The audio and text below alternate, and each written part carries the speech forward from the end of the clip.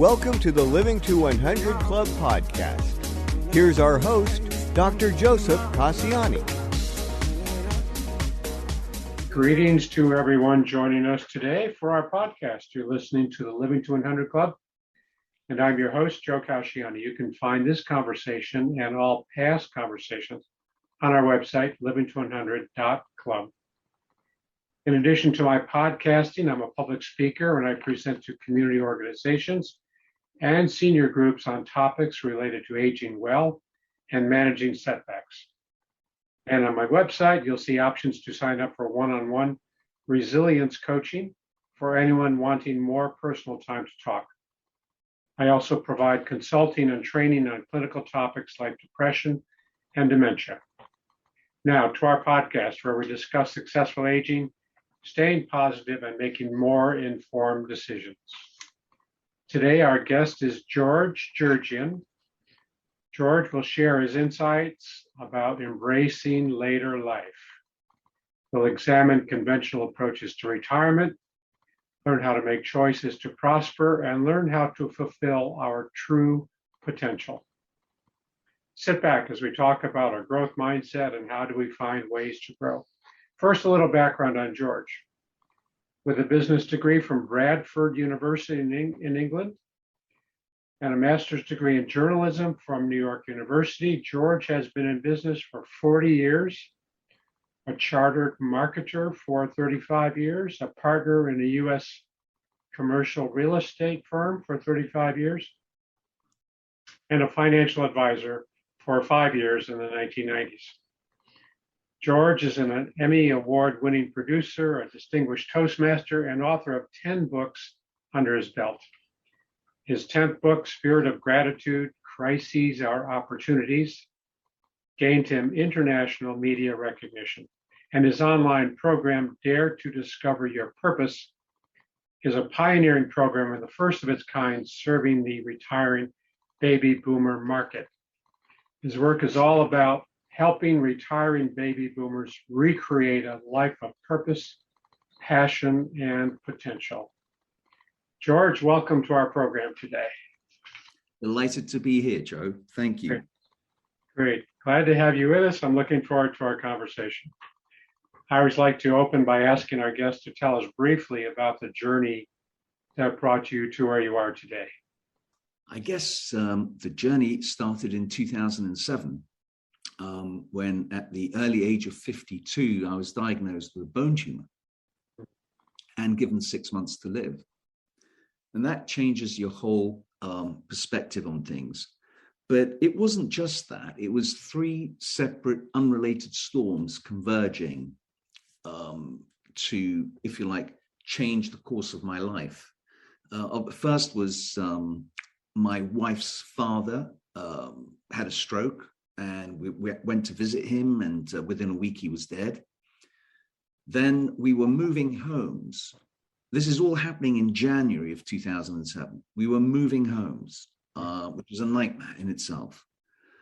And thirdly, I had gone for a colonoscopy, only to discover that I had a bone tumor sitting on my pelvis, unbeknownst to me. And it was the size of a large eggplant. So, as you can imagine, my world completely careered and created. Heavy duty. Yeah, and it kind of changes the course of your life and also how you think about things. And all the things, I suppose, that I thought were important in life, things that I was trying to achieve and aim for, turned out to be nonsense, really, at the end of the day. And one of the most important components in life, money aside, is time. Money is replaceable, time is not. And luckily, the bone tumor woke me up because for 3 weeks, while they were doing tests and various other things, I was under this Damocles on me that, that was it, my time's up. Fortunately, the diagnosis wasn't so much wrong because the oncologist did say to me that in 98% of cases, a bone tumor is secondary cancer and it will have spread around your body. But we need to do tests to confirm. Fortunately, I belong to that 2% club. Wow. Wow. And so I've always considered myself to be living on bonus time since 2007, as you can imagine.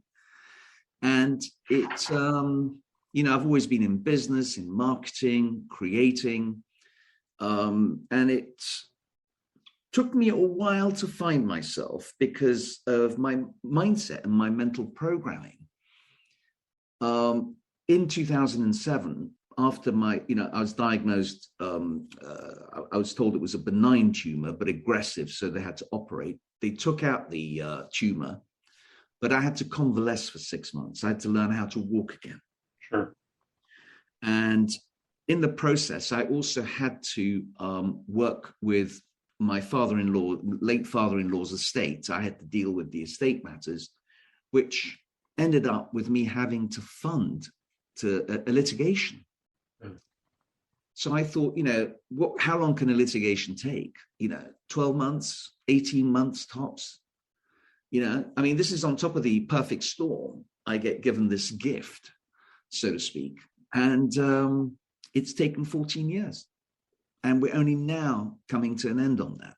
Wow. So it's been a roller coaster. So from 2007 until 2016, I was still gung-ho fighting. And this for me was kind of a cause. It wasn't just money. It was a cause that had to be corrected. And so I fought gallantly, valiantly. But in 2016, my body started sending signals. I was sleeping in the afternoons, feeling unwell. Cut a long story short, went to the doctor. Doctor said, your testosterone levels and your thyroid levels are on the floor. They're like the lowest, And he said, I can't help you if you don't help yourself. What's going on in your life? So I told him, he said, you got to deal with this litigation. You got to sort it. And there was no win-win with my opponent. So I couldn't surrender. I'd fought too long to surrender. So I decided to take something I'd wanted to do for a long time. I went on a 30-day silent retreat in North Wales, where there's more sheep than humans. Mm. Wow. Beautiful landscape. And so for 30 days, in that total silence, I went through what is called an Ignatian retreat, a spiritual retreat. And in the process, you're cut off from all outside noise, no TV, radio, email, phones, nothing. And for 30 days in that silence, I did an audit on my life. Yeah. And I was looking for a way out of the quagmire that I was in. You just listened to the internal noise. Yes. Yeah. Listening to my voice that had been suppressed all those years, driven by outside factors, whether it's pleasing people or trying to achieve something, and starting to listen to that inner voice of myself, my vulnerable self, the true self. Let me sort of think, I want to do something worthwhile now, something worthy. And it took me about a year, or maybe just under a year, to find a mentor for me. I'm in my 60s. How do you find a mentor after 60? Fortunately, or a coach. And fortunately, I found a guy called Bob Proctor, who's been a sort of a mindset mentor for 50 years. In fact, he passed away recently, as yes, I know. As you may have heard. And so I spent about 18 months learning with him because I'd read a book called Think and Grow Rich by Napoleon Hill about 20 years ago. And the one thing I've taken from that book was persistence. Mm-hmm. And the reason I bring that up is because I was the least persistent person on the planet. And so I took that persistence and I made it, I worked on it. And in a sense, the litigation that I was involved with for 14 years was the very thing I had needed to remain persistent. Whereas for me, it's always being a deal maker. I would have closed that deal within 12 months, shut it down. Sure. But the universe, God, whatever you call him, made sure that I stayed on track, persistently remaining and fighting. So after Bob Proctor, I decided, what is it I wanted to do? The answer doesn't come immediately. So it took me a while before I realized that actually retiring boomers, the very people I've been avoiding all my life, were the people I needed to serve. Sure. Yeah, after some heavy life-changing events, you look back and you saw, you really had a very successful career in marketing and business and finance. And here you were and looking at what's next and what should I pursue? And I love that story because it does allow you to start to open new doors. I use that expression all the time. What's on the other side of this door? What can I learn about myself? What can I share with others? Yeah. You called yourself an aggregator of all of this fund of information. How do you mean that? What do you refer to when you call yourself an aggregator?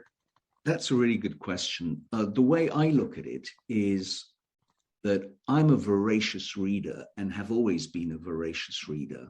And not necessarily just in the topic or subject matters that I'm involved in. I look for tangential things. I love history, I love politics, I love psychology. And I've always read books that I found interesting.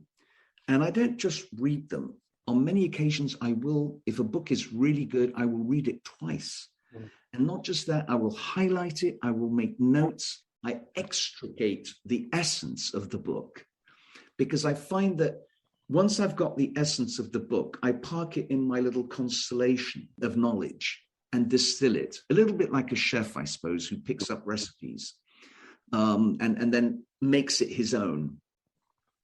And so for example, I've always been fascinated by ancient history, Cicero, Seneca, Marcus Aurelius and their books.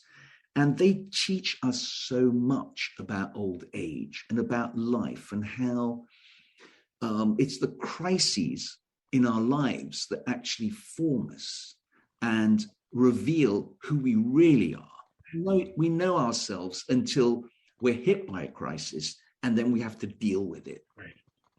How we respond to these crises is so important. Our response is paramount. It's not. I think we think that when we are hit by a crisis, that it's the end of the world. Woe is me. It's all over. But actually, it's a new beginning for us. It's a new opportunity. And in fact, my previous book, Spirit of Gratitude, Crises or Opportunities, 12 stories taken out from my spiritual audit, if you like, in Wales, where that 30-day retreat, where I distilled these stories, events in my life. Because one of the things they ask you to do is bring to memory events in your life that were good and events in your life that were not good or difficult times. And given the time I had, I was able to, and I'm a writer, so I write everything down, everything that comes to mind, to my heart, I wrote everything down. And what I discovered was, in kind of reflecting on that, was that none of the opportunities would have arisen without the preceding crisis. Of course.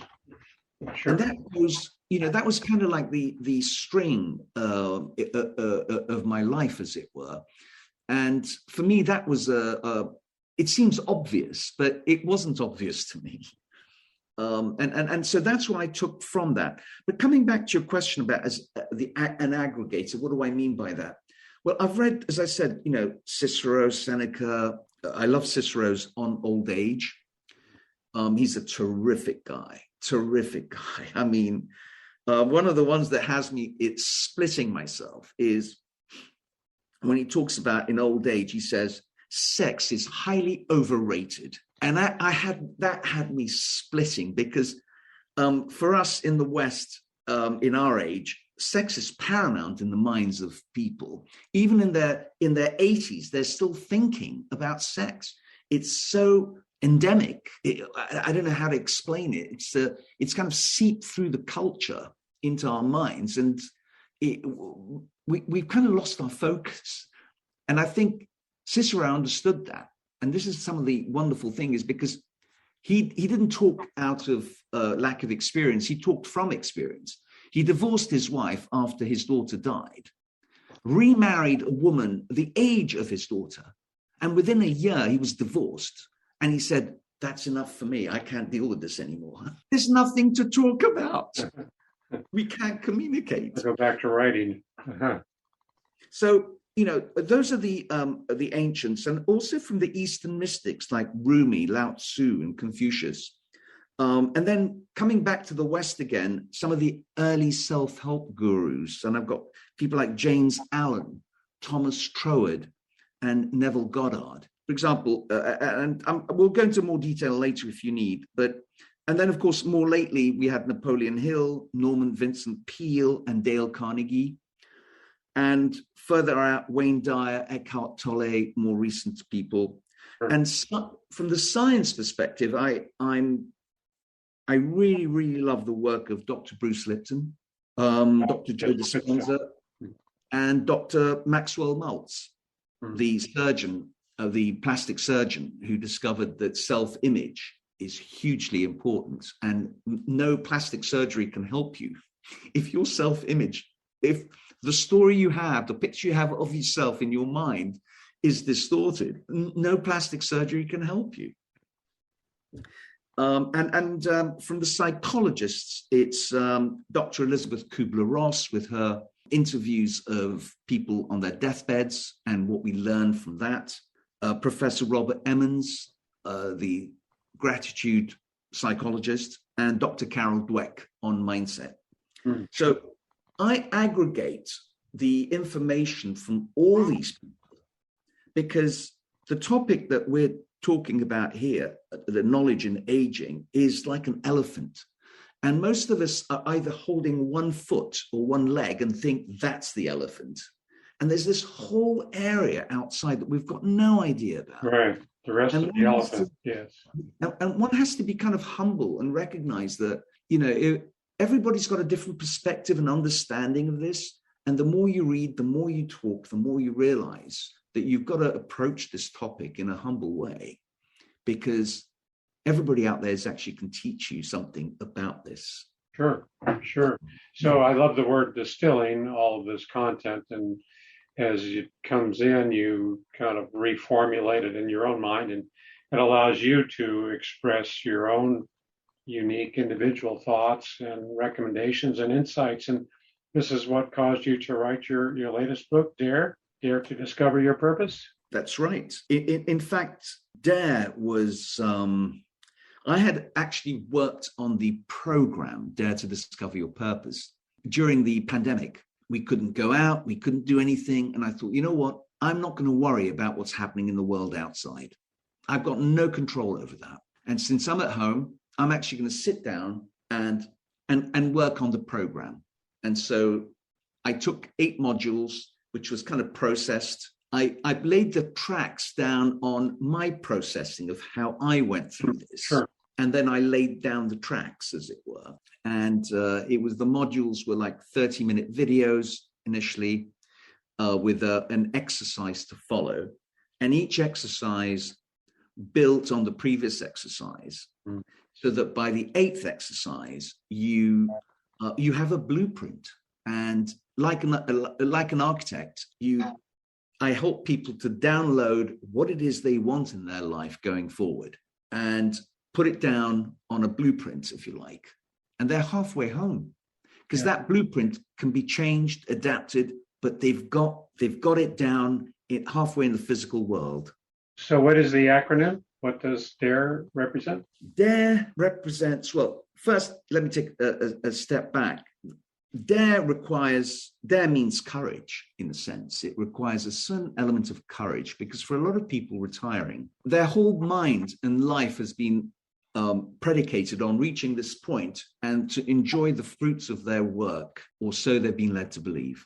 But the landscape has changed.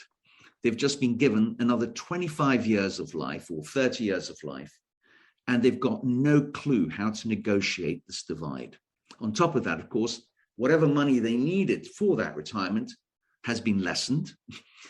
So now they're almost guaranteed to outlive their savings. So I think I'm going off track to answer your question, what DARE is about. So you kind of need courage to come out of retirement and to what I would call unretire. Good. Okay. And to unretire, you need to kind of have courage to emerge out of that.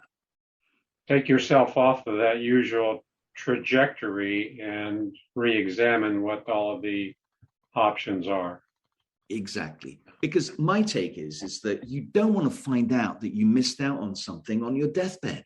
Hence my reading Elizabeth Kubler-Ross's work, where she says a lot of people on their deathbeds were very angry because they hadn't lived their lives. They'd lived the lives that was expected of them. They were still waiting for instructions. The people who gave them instructions are long gone. There's a great line of an Italian novelist, Cesare Pavese, and he said the real affliction of old age is remorse, which captures exactly what you're talking about. Yeah, a remorse is a terrible place to be. But I don't think it's too late, unless, of course, you've already lost your cognitive abilities or you're physically incapable of moving around. I still think that, when someone retires at 65 or whatever, they can actually sit down and do an audit on their lives. And I love taking them back into their past, not because I'm a psychologist, because I'm not, or a psychiatrist, because I'm not, but the exercise of looking back on your life, looking back at the crises in your life and the opportunities that came up. And I show them how resilient and strong they were to have gone through those. And what they're facing now in retirement is another crisis. But let's even examine the word crisis. Crisis, the word has been, if you like, abused. It's been overused, abused, and it's lost its meaning. When we talk about crisis, everybody thinks it's the end of the world, go to the supermarket, buy food, go into the bunker, the Russians are coming. Yeah. Well, the Russians are really coming now. But a different crisis. Yeah. In a different way. Yeah. But crisis, the word crisis actually just means a turning point. That's all it means. And retirement is, in the true sense of the word, a turning point. That's a great description.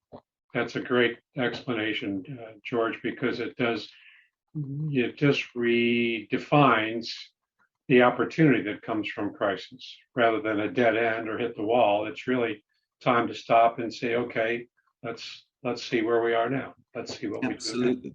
Yeah. And the question is, when you're at that point, Joe, is what am I missing here?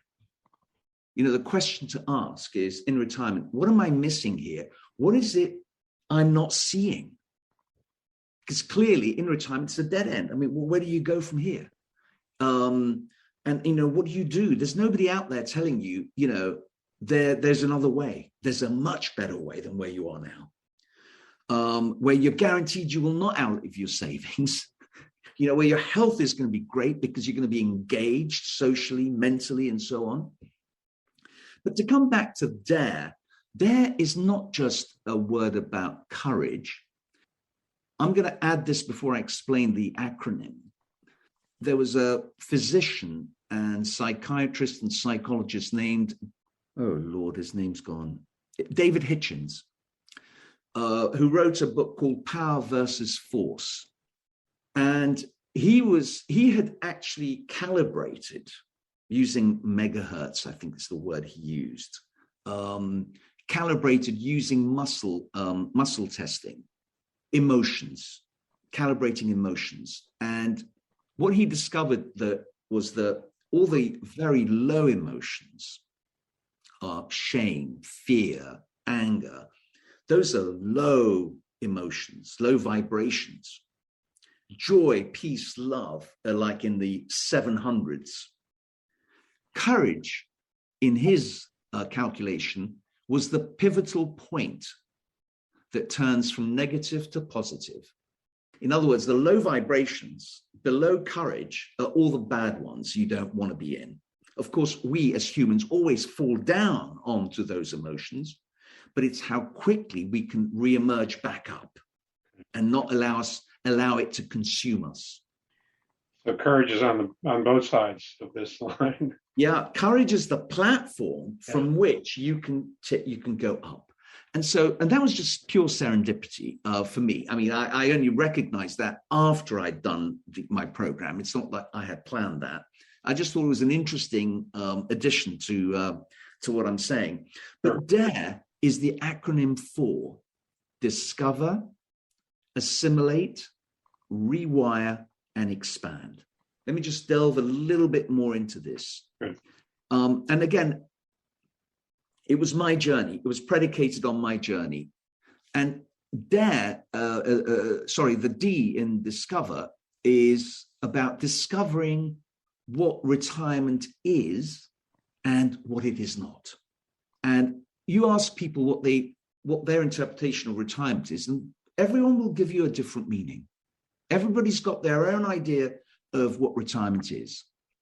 Pretty much like everyone will give you a different explanation of what Trump represents for them. Everybody's got their own understanding of it. It's got nothing to do with the man. Sure. Or nothing to do with the word retirement.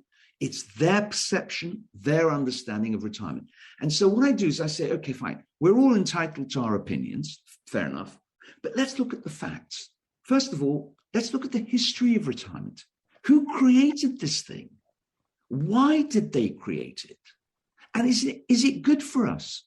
And I had to go all the way back to Caesar Augustus, who created the Aerarium Militare, which is the Imperial Roman Army pension fund. And the reason he did that is because he was a smart guy. Now, he was a savvy guy because he recognized if he was going to rule the Roman Empire, he didn't want to end up like his uncle. So he wanted the army to be on his side. And that's the reason he provided them with a pension fund. And he put his own family's money, 6 million sesterci at his time, of that money, into the Aerarium Militare so that the Imperial Roman army could grow. And all the old generals and soldiers who'd gone through a minimum of 25 campaigns over their lifetime would end up happy and contented, and they wouldn't be plotting against him. Now, that fund grew and grew and grew. But just like Social Security in the United States, the Senate got its paws on it. And of course, they borrowed against it, et cetera, et cetera. And within the lives of two emperors, it had disappeared. But so I studied that. I studied how Lincoln introduced pensions to recruit soldiers for the Union Army. How Bismarck introduced it to thwart the Marxists. Right. He set the age at 65 because the average life expectancy at the time was 55, is the story I've heard. So exactly. But he was smart because he realized most of them weren't going to make it, so the fund was always going to be full. Sure. But if we use Bismarck's rule, retirement should be at the age of 90 for us now. 7 years above the life expectancy. It's 83 now, add 7, we got 90. Now, of course, that's politically volatile, so no politician's ever going to say that. But it leaves us, civil society, to be talking about it and offering this up. So I studied about retirement and why it was done. It was never for our own benefit. It was always for either politics or later on for the corporates. Golden handcuffs for the employees to hold them in. Mm-hmm. So that's the history. Then I studied the impact of health after the age of 65, and you go to the Center for Disease Control and you've got your information there. Health literally skyrockets after 65. Not when you're 64, 65. Why? People have lost their sense of purpose. There's nothing to continue for. Sure. If you've got something to live for, you will live. Yeah. That's a big risk factor, of course. No mission, no purpose. Yeah. Correct. So we got this. This is about discover. Assimilate is learning about new information about our minds. It's about understanding that, contrary to what we've been educated, with is that our conscious mind is paramount. Well, it's not. The subconscious mind is 100 million times stronger and more powerful. And nobody's taught us how to handle that. The only people who understood about the subconscious mind, in my view, were the Jesuits. Because they understood, if you give me a child till the age of 7, I will give you the man. And the reason, of course, was they knew that if they could impress on a child what is right and what is wrong, that child, when it grew up, became an adult, no matter how much they wavered, they would come back to the path. The basics were always there. Yes. Yeah. But I think what the Jesuits didn't know was that there is a way to rework that programming. And of course, that's what modern science and psychology have given us. And in a sense, you can't erase programs. At least, let me say, there are a lot of good programs you don't want to erase. Digesting, sleeping, walking. Those are good programs. The bad programs are the ones that sabotage us now when we want to do something new. And so understanding the subconscious mind for me and how to rewire it was interesting. And I learned that with Bob Proctor, because he was doing that for the last 50 years. And it's about, you can't erase it, but you can record over it like a tape recorder. And that's what Dr. Bruce Lipton talks about in his book, The Biology of Belief. That's right. Yes, the biology of belief. Yes. So anyway, the point is that, so you've got to discover what retirement is, what it's not. We move to assimilate, which is about getting an understanding of how our minds actually work. And then we move to the third section, the R in DARE. And R is about how to rewire. And that takes us to what I call visioneering. It's what architects do. They imagine what a building is going to look like. They put it down on a blueprint. And then it's so much easier for other people to know exactly what the architect means when they want it that way. And the building comes up. So in a sense, what I try and do is help people download the blueprint of what they want from their mind onto a one-page document, ultimately. And that gives them something to work with. So I'm not giving them the final document, but I've done most of the work with them to get them to generate that, from which they can then take it themselves and take it forward. So the other sort of example I use about rewiring and is, for example, take a basketball player.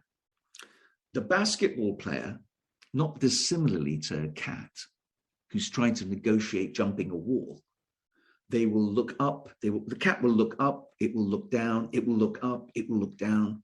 It'll do this a dozen times. And then suddenly, before you know it, they're up there. Because the cat in its mind is already mentally there before it actually even. And in the same way, a basketball player will, it's not just his mind is his mind has already laid the tracks for that ball to go into the basket. All he now has to do is make sure that every cell of his body now believes that's going to be the case. And then he puts it in. Good. And in a sense, that's the sort of the biology of belief. Your entire, your cells, your physical body is energized to bring it to completion. So visualizing, creating the blueprint, visualizing the end, the destination, and putting the mindset in place to being there. Correct. Yeah. Just Have one it thing. become a part of us rather than kind of reach out to it. It becomes us. We become the goal, so to speak. We become the destination. We Correct. become the blueprint. Yeah. And here's the interesting thing. It's not the thought that's the important bit. It's the feeling. And the question I ask is, how do you want to feel? And the answer comes from that. Not when you ask people, what's your purpose? What do you want to do in your life? Most people are stumped. They don't know because they've had a story in their head all their lives about doing something else because that's the way they've been taught or whatever it is. So they've forgotten about serving themselves and who they are. But they do get to the answer when you ask them, how do you want to feel in this new place that you are thinking about? That they know. Yeah. So I start with the feeling and then move to the thinking. The thinking gets in the way. And when you can envision how you will feel when you reach that point and act as if you are there, I mean, that's generating that progress. I mean, one of the strategies is, I think, to really kind of imagine how you feel when you've reached that goal. And that puts you in that place of success already. It's like a downhill skier. How do you think you'll feel when you've navigated all the twists and turns? And how will you feel when you've reached the bottom with a winning score? And that feeling helps to put the person in that place in advance. Exactly. I see it. Yeah. But I'd go one stage further. Yeah. I'd get them to imagine and to do three, if you like, to give me three scenes in their mind's eye of how will they know they've achieved their goals. So now they've got to give me three, they can't give abstract words. I want physical video. I want an actual video of what's going to tell you that you've actually achieved your goal or what it is you want to do. So I get 3 videos out of them mentally, right? Which is now in writing and it's down. They can't undo it. It's done now. Secondly, I use the kinesthetic and auditory factors as well. I ask them, what will you hear people saying? And the other one is, what will you hear yourself saying? And lastly, how do you feel? Etc. So we're creating, if you like, the DNA of this blueprint that you desire and want. And, and we even asked them, do you see anything here that you would be uncomfortable about? Because we want to make sure that there's nothing in there that they're uncomfortable with. Because if they are, it means they're going to sabotage it. So once they've done that, okay, we've rewired their minds for them. We've helped them achieve what they want. We've got it down on paper on a blueprint. The next bit is expand, right? Now, obviously, in the rewiring, we've got purpose. The purpose is in that last section of rewiring. So as we move to the E of dare for expand, because your mindset has now been shifted, suddenly opportunities you hadn't seen before appear. Or as the late Wayne Dyer would say, if you change the way you look at something, what you look at changes. Of course. What is the Heisenberg principle? The mere act of measuring something will change it in itself. Exactly. If you try to understand and measure it, it changes. Completely. And so the expansion side, again, is something, again, from my reading has brought this about, and I've been able to distill it in my program, is what a lot of people think is woohoo, gratitude. And hence the title of my previous book, Spirit of Gratitude. It's about and here's let me just give the concept out front first. Being grateful, thankful for what we have in our lives gives us a sense of contentment. It makes us pleasant with other people. Now, we're not talking about being grateful in the social, polite way of being grateful. Thank you very much for this, or whatever it is, or please and thank you. We're not talking about social graces here, although that's also part of the culture. But it's the essence of being grateful internally for what one already has. That's countercultural. Our entire consumer society is based on that you are not satisfied. You are continually dissatisfied because you need to continually buy. And that's been the last 70 years of our consumer society, which thankfully is changing. Yes. And if one is grateful for what one already has, and we're not talking about physical things necessarily, material things, we're talking about relationships, family, friends, etc. What you put in is what you get out. And when you're grateful, it's amazing how much new good stuff comes into your life. And let's look at the corollary. If you're always dissatisfied, no matter how much money you make, how much you achieve, you're never going to be happy. Because as soon as you achieve what you aim to get, something new has to come in. It's a void that's unquenchable. Yeah, there's the line. I forget who said it, but we can never have enough of the stuff we don't need. Very true. Very true. Yeah. And so with this gratitude thing, I discovered something else which was fascinating because it brings it back into the mindset. Now, we know from Dr. Robert Emmons of University of California at Berkeley, the gratitude psychologist, they've done so many studies on gratitude. And one of the, he says there is sort of, gratitude gives you more buck for your money because you're grateful for things you have. Right. It also makes you very stress resilient. And when you become unwell, you recover much more quickly because it's all related to mindset. When you're in that grateful mindset, it's not the, there's a lot of people going on about gratitude and this and that, but I don't think they totally understand the science behind the gratitude. And I delved into more of the spiritual aspect of gratitude, that all religions have gratitude embedded in them. Doesn't matter, and again, I've looked at them, whether going, not just Christianity, Judaism has the Psalms of Thanksgiving. The Catholics have the Eucharist, which itself means Thanksgiving in Greek. The Hindus have it, the Buddhists. Almost every religion that I've touched on has an element of gratitude embedded in their creed, so to speak.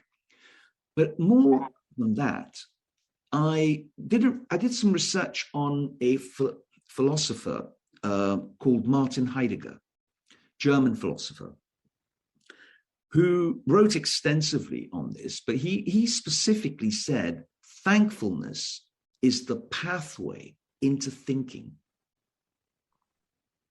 Thankfulness is the pathway into thinking. And I had to do a little bit more research to understand what he meant by this. And he went down to not just the neurological side of it, but the linguistic side of it. The word think and thank originate from a German word, thanken, or thank, T-H-A-N-C. And his interpretation of that was that you couldn't be thinking correctly if you weren't thankful. So you go back to medieval times. If you had to be thankful for the piece of crust of bread that you had. You couldn't afford to be greedy because you'd be stupid, if that makes sense. In other words, you had to be grateful to be thinking properly. And so, you extrapolate that to fast forward 2,000 years to today. If you're grateful, for things in your life, supposing you're a salesperson or whatever you do in your work, you're far more likely to endear yourself to the people around you, your co-workers, your clients, your employees. If you're a grateful person, you can bring out the best in them. And you can move mountains using gratefulness, as opposed to thinking about the costs of everything and knowing the value of nothing.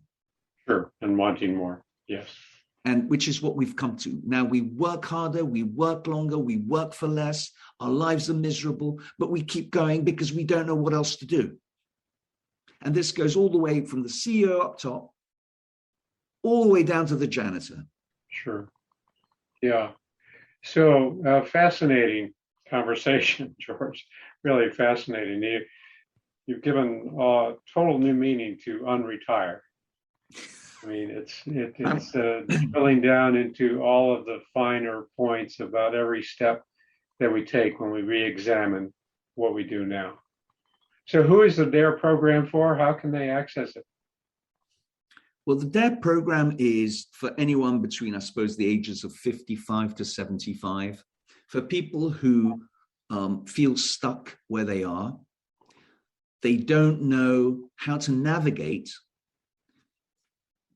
post-adulthood, to use a new word for retirement, post-adulthood or elderhood, where, I like to say to them, you don't want this part of your life to become one of diminishing returns and tiptoeing to a quiet death.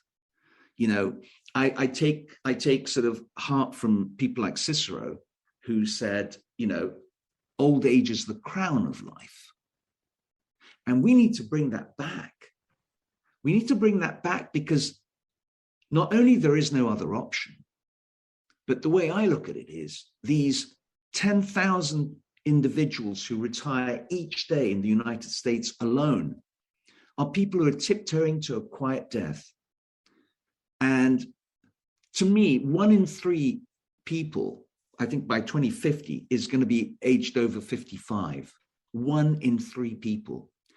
And this is a huge loss to humanity. The experience, the energy and the wealth that these people have is just being flushed down the toilet. Sure. Huge loss. Yeah. And I just think that, and there's a lot of people waking up now. There's a lot of people in our space talking about this. Very much so. It's become a place of celebration rather than decline and negative outlook. Sure. Absolutely. Yeah, that's crucial. Yeah. Yeah, I see that we're really out of time, George, but this is just great conversation. I really appreciate what you've done and the model that you've created, because it's so important to convey this concept of what's next. There's plenty left, right? There's so much opportunity out there to enjoy. So I really thank you for creating this and for sharing it with our listeners.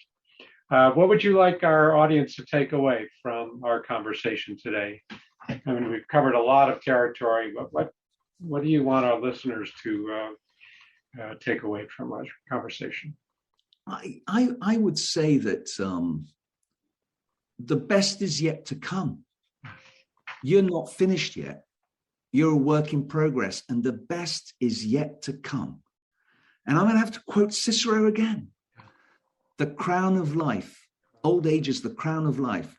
It's the last part of our act, and we have to go out with a bang.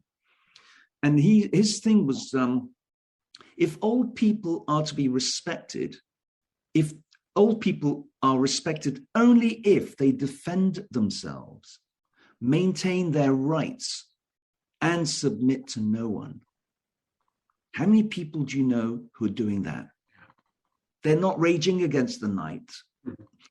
And this is what they should be doing. So I'd say cultivate your own garden. That's your identity and your purpose. Yeah, the crown of life. That's great. That's a beautiful concept, beautiful model. Yeah. Thank you. Yeah. Thank you, Joe. Thank you. Well, as I mentioned, George, it looks like we're out of time for today. But before we wrap up, I want to remind our listeners about a co-sponsor for our program, A Mighty Good Time.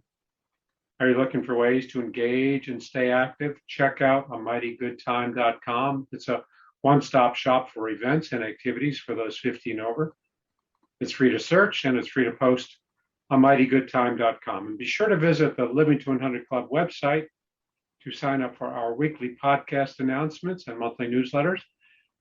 And while you're there, be sure to download a free copy of my 9 tips for living longer. Lastly, pick up a copy of my book, Living Longer is the New Normal, all about maintaining a positive mindset in all we do. It's on Amazon and is an ebook or hard copy. We've been talking today with George Jerjian. George, for those who might want to contact you, what's the best way for them to do that? It's georgejerjian.com. Jerjian, georgejerjian.com. That's right. Thank you again. Thank you again for being a guest on our program, and thanks to all of our listeners for tuning in.